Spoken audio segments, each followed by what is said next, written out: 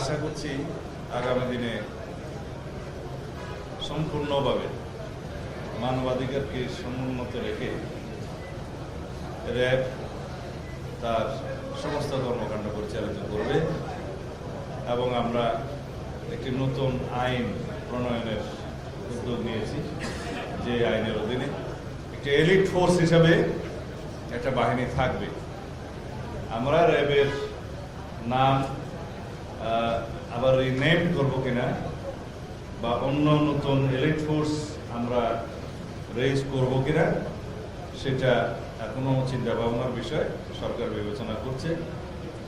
তবে সব ক্ষেত্রেই এলিট ফোর্সের ক্ষেত্রেই আমরা জবাবদিহিতা এবং স্বচ্ছতা, ট্রান্সপারেন্সি এবং অ্যাকাউন্টেবিলিটি আমরা ইনশিওর করবো ইনশাআল্লাহ।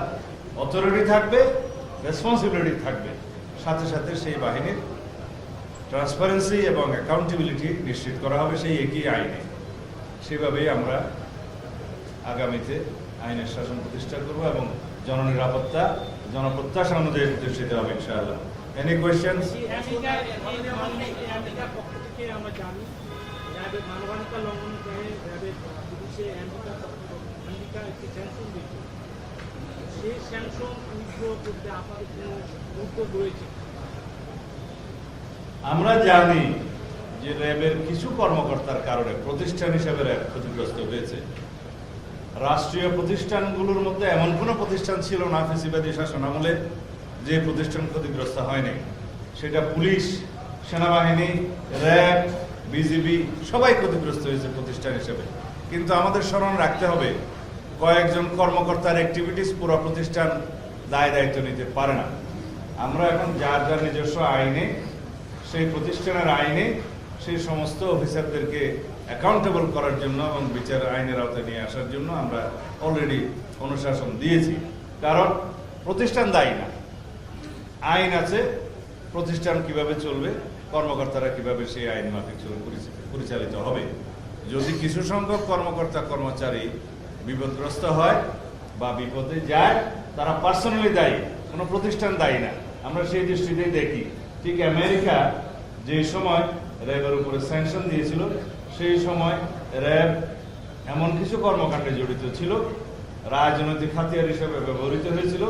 সেই সময় ফ্যাসিবাদী সরকারের যারা দণ্ডমুণ্ড ছিলেন, শেখ হাসিনা, তার রাজনৈতিক হাতিয়ার হিসেবে তাদের উদ্দেশ্য চরিতার্থ করার জন্য, একদলীয় শাসন ব্যবস্থা এবং একদলীয় রাষ্ট্র ব্যবস্থা কায়েমের জন্য যে উদগ্র বাসনা তাদের ছিল, সেটা কায়েমের জন্য এইভাবে অনেক প্রতিষ্ঠানকে ব্যবহার করেছে। সেই কারণে র্যাবের উপরে যে স্যাংশনটা আমেরিকা ইম্পোজ করেছে সেটা এখনো বহাল। কিন্তু আমরা যদি এলিট ফোর্স হিসেবে একটা নতুন কোর্স রিনেম করি বা রেজ করি, সেখানে হয়তো তারা বিষয়টা পুনর্বিবেচনা করবেন, সেটা আশা করা যায়। এখন অনেক কিছু বাকি আছে, দেখা যায়। Thank you.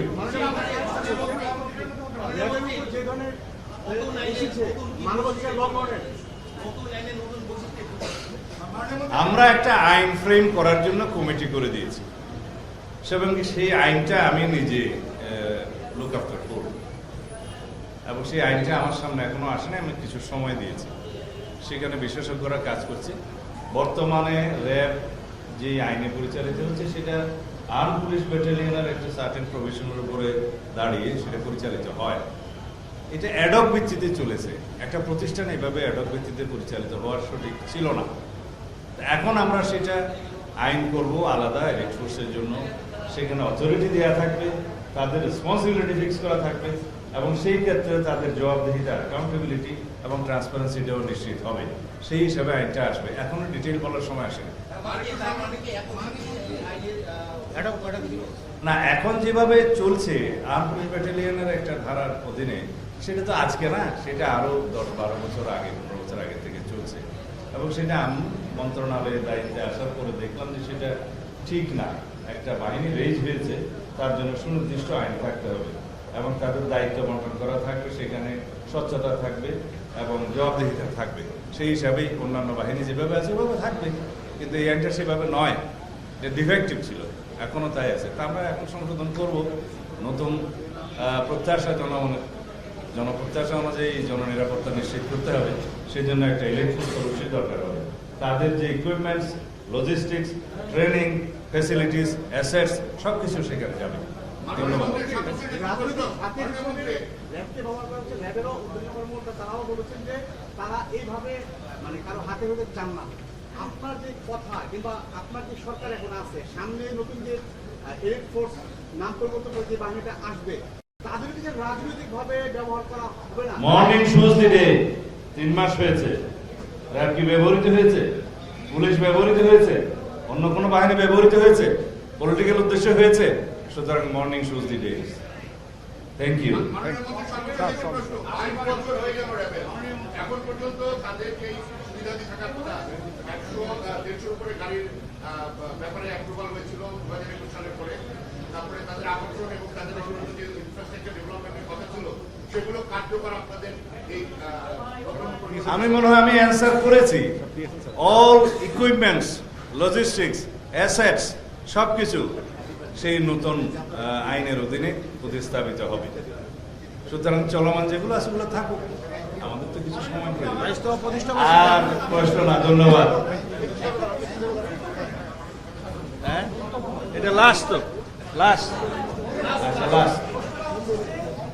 সরকারের সময় যে ভূমিসংক্রান্ত কমিশন ইনকোয়ারি করা হয়েছিল, সেখানে যে ফাইনাল রিপোর্টে উঠে এসেছিল র্যাব এবং বিএনপি নেতা ইলিয়াস আলীর বিরুদ্ধে যে একটা মিলিটারি ইন্টারনাল ইনকোয়ারি বোর্ড হয়েছিল, সেই বোর্ডটাকে আসলে বাতিল করে দেওয়া হয়েছে উচ্চ পর্যায়ের নির্দেশের প্রেক্ষিতে। কিন্তু আসলে দেখা গেল যে আর্মি বাহিনীর কিছু সদস্য যারা এইগুলোর সাথে জড়িত ছিল, কোয়েশ্চেন না রচনা, কোয়েশ্চেনটা বলেন, আমি বাড়তে বুঝে নেব। ভবিষ্যতে বা এই ধরনের যে বোর্ডটা বন্ধ হয়ে গেল তদন্তের জায়গা থেকে, যারা আসলে যে এই ধরনের ঘটনার সাথে জড়িত ছিল তাদের বিরুদ্ধে ব্যবস্থা নিতে আপনার না, প্লিজ, আমি কভার করতেছি। আপনার কোয়েশ্চেনটা সঠিক নয়। ইলিয়াস আলীর ওয়াইফ আইসিটি কোর্টে মামলা করেছে, আমিও মামলা করেছি। আইসিটি কোর্টের একটা আইন আছে, সেই আইনটা সবচেয়ে শক্ত হয়। গুম কমিশন যে কমিশন করা হয়েছিল সেখানে কোনো পিউনিটিভ মেজার্স নির্দিষ্ট ছিল না। আইসিটি আইনের মধ্যে যদি আমরা সেই অ্যামেন্ডমেন্টগুলো নিয়ে আসতে পারতাম, এখনো যেটা আমরা চেষ্টা করছি, তাইলে গুমের সব ধরনের গুমের বিচার ওখানে হবে। কেউ গুম হয়েছে ফেরত আসে নাই, কেউ গুম হয়েছে ফেরত এসছে, কেউ গুমের হুমকি পেয়েছে, কেউ গুমের শিকার হয়েছে, বিভিন্ন রকমের ডেফিনেশন ওখানে আসতে পারত, বিভিন্ন রকমের মেজার্স নিয়ে যেতে পারত। একটা কমিশন হলো, সেখানে শুনানি হবে, মেজার্স হবে না, অন্য একটা অথরিটি সেটা আবার তদন্ত করবে, সেই অথরিটি আবার মামলা করবে। আমি ব্যক্তি হিসেবে ভিকটিম হলে আমি মামলা করতে পারবো না। এই সমস্ত ডিফেক্টগুলো তো ছিল আইন কানুনের ব্যাপার। এর চেয়ে বেশি আইন বলা বোধহয় ঠিক হবে না। ধন্যবাদ।